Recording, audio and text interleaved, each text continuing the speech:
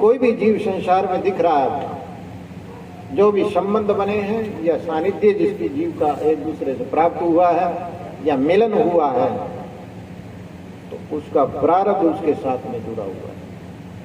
वो संसार में जो भी जीव आता है, किसी का मिलन होता है, या तो वो लेने के लिए आता है या वो देने के लिए आता है। बस ये समझना चाहिए अपने को। चाहे वो संबंध गुरु शिष्य का हो, चाहे वो संबंध पति पत्नी का हो, चाहे वो संबंध पुत्र और पुत्री का हो, चाहे वो संबंध माता हो पुत्री का हो, चाहे पुत्र का हो, चाहे मित्र मित्र का हो, या अन्य अन्य जितने भी जीव हैं, चाहे वो जीव पीपल के जड़ में पानी पिला रहा हो या किसी पौधे की सेवा कर रहा हो या लगा रहा हो, उसके पीछे कुछ न कुछ उस जीव का संबंध जरूर है। क्यों कि प्रकृति किसी को कभी भी माफ नहीं करती। जो भी आप कुछ बोगे वो आपको अवश्य उसका फल जरूर देगी। ये प्रकृति का नियम है, सीधी सी बात है।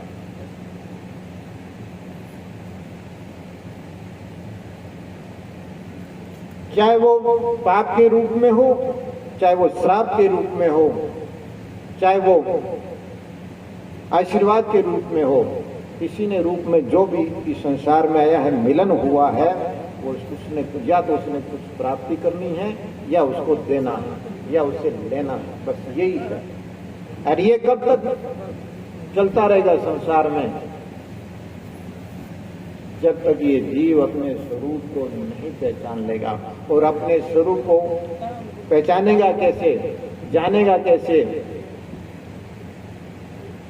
तो इसके लिए जब इन चीजों से निवृत्ति करनी है तो सीधा ही अर्थ है कि निष्काम कर्मयोग करना पड़ेगा। बस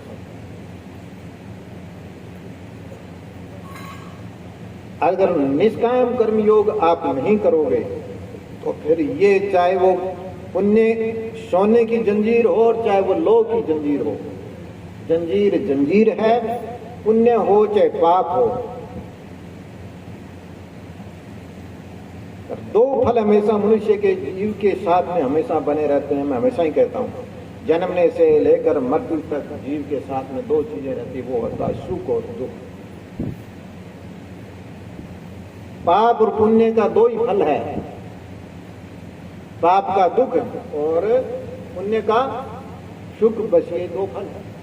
और वैसे देखे तो ये सुख और दुख है, ये मन के हैं। जमना मरना दया का हुआ है और ये ज्ञान की बात है। परंतु प्रकृति इन चीज को नहीं मानती। प्रकृति कहती है कि जो कुछ भी है उसका फल आपको जरूर मिलेगा। प्रकृति कभी किसी को माफ नहीं करती है। प्रकृति चाहे गुरु हो चाहे शिष्य हो, कोई भी हो, चाहे पुण्यवान हो चाहे धनवान हो चाहे गरीब हो, वो जब आग के पास में जाएगी तो वो तो अपना ऊर्जा उसको देगी, तब उसको लगेगा। जल के पास में जाएगी तो जल अपना तरल पदार्थ उसको जरूर देगा। ऐसे ही पृथ्वी के पास में जाओ तो सुगंध जरूर देगा। ऐसे ही वायु के पास में जाएगी तो वह स्पर्श जरूर अनुभव करवाएगा। आकाश में जब मिलेगा तो शब्द का ज्ञान जरूर करवाएगा। ये उन प्रकृति के नियम है। और अब ये पांचों प्रकृति इकट्ठी होती है तब इस शरीर का निर्माण हो जाता है। और कर्म के आधार पर ही जीव इसके अंदर आकर के विराजमान हो जाता है। ये बस इसका जीवन का चक्कर है।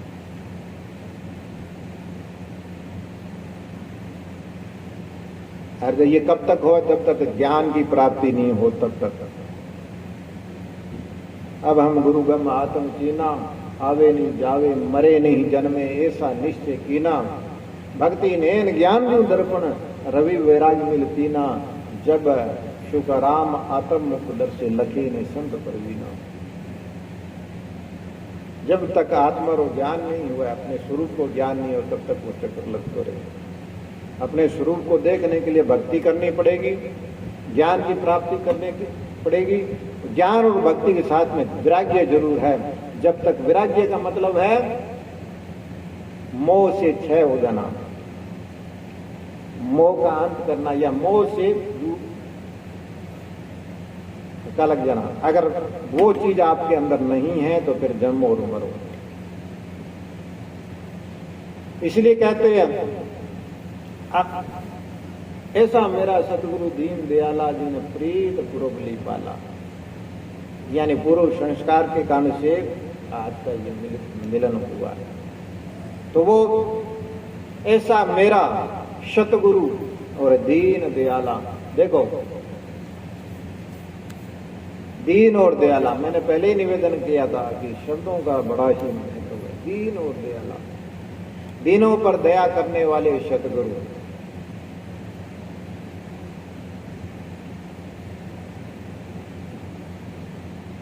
प्रीत पुरवली, पहले संस्कार रेवड़ा, वो संसार भरम जल, वो जाकर के गुरु महाराज के आगे प्रार्थना करता है, हे महाराज वो जन्मों मरणों वालों चक्कर कब तक चाल, मेरे ऊपर दया करो, मेरे ऊपर कृपा करो। वो संसार भरम जल भारी लग 84 नाला, भरम रूपी संसार है, सागर है, अथाई नहीं, पार ही नहीं। उस सागर के अंदर, संसार रूपी सागर है ना, उस सागर में भाई वो जात उतल्ला का तो माँ दुखी बात बेहाला।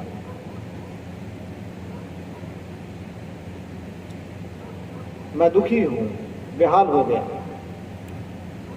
मेरे सागर में रहवा कौन है, वो सागर बने हो क्यों, और किस कारण से सागर की कल्पना की है। तो उसमें क्या है, काम क्रोध मगरमच्छ पकड़े, उसमें काम है, क्रोध है, लोभ है, ईर्ष्या, मत्सरता है, बड़े बड़े मगरमच्छ है।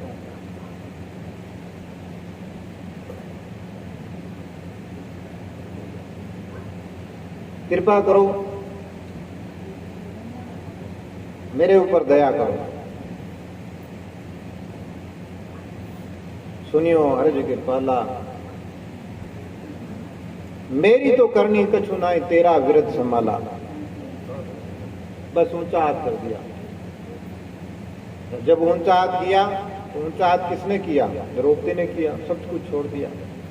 वो पहले देख रही थी सभा के अंदर घसीट के ले आए, और देख रही थी कुछ भीष्म पिता बोला ला, फिर देखे इतने बड़े राजा बैठे, उनके सामने थोड़ी कराए, फिर अपनी भुजाओं के ऊपर भी बल था पकड़ के, परंतु वो भी बल था किया जाना, फिर ऊंचा हाथ कर दिया। ऊंचा हाथ करने के बाद में तो कितना भी बैरी हो वो भी उसको बख्श देता है। तो पर भगवान फिर तो वो सारी है कि रारी है कि रारी है कि सारी सारी में प्रकट हो गए भगवान। ऐसा समर्पण भाव जब तक ये जीव नहीं करता है परमात्मा के प्रति, गुरु महाराज के प्रति, तब तक भगवान सुनते नहीं है। अहंकार जब तक मनुष्य के जीवन में रहता है, ममत्व भाव रहता है, तब तक परमात्मा उसके नजदीक नहीं आते हैं। ये निश्चय समझना चाहिए मनुष्य को। अपने भक्त की लज्जा राखी सहाय करी तत्काला, ज्ञान बुझाकर काटे मुझको पकड़ किनारे डाला। जब उन्होंने हाथ खड़े कर दिए तो गुरु महाराज ने ज्ञान रूपी वह भुजा से पकड़ किनारे डाल दिया। किनारा कौन सा, ये मनुष्य शरीर ही किनारा है। दूसरे में ज्ञान की प्राप्ति नहीं होती। ज्ञान की प्राप्ति सिर्फ मनुष्य शरीर के अंदर ही है।